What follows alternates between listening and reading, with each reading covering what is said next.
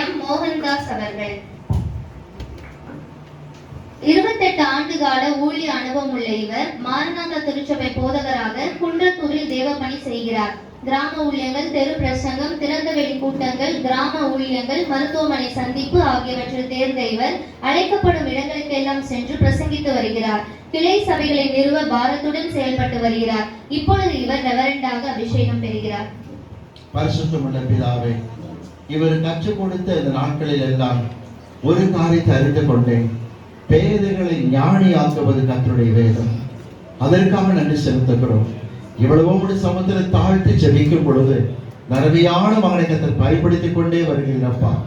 இன்னமும் பயன்படுத்துவீர் ஆண்டவரே. திருச்சபை என்பது கிறிஸ்துவின் இரத்த கரையத்தில் சம்பாதிக்கப்பட்டது. மகன் எடுத்துக் கொள்கிற முயற்சிகளை கர்த்தர் ஒவ்வொன்றையும் ஆசீர்வதித்துக் கொண்டிருப்பதற்காய் ஸ்தோத்திரம். ஆசீர்வதித்துக் கொண்டிருப்பதற்காய் ஸ்தோத்திரம் அப்பா. அற்பமாய் எண்ணப்பட்ட பிள்ளைகளை தெரிந்து கொண்டது போல, ஆண்டவரை பலவீனமானவர்களை தெரிந்து கொண்டது போல, மகனை தெரிந்து கொண்டதற்காக நமக்கு ஸ்தோத்திரம் அப்பா. அருமையான ஊழியரை வாழ்த்துகிறோம் அப்பா. ஞானிகளை வெட்கப்படுத்தும்படிக்கு தெரிந்து கொண்டிருப்பதற்காய் ஸ்தோத்திரம் அப்பா. கர்த்தருடைய வல்லமை கூட இருப்பதற்காய் ஸ்தோத்திரம்.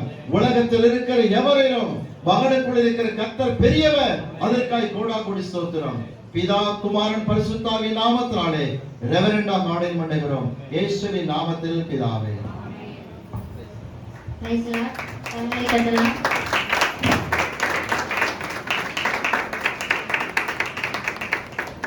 அடுத்ததாக எஸ் மேஷாக் முருகன் அவர்கள். 14 ஆண்டுகள் அனுபவம் உள்ள இவர்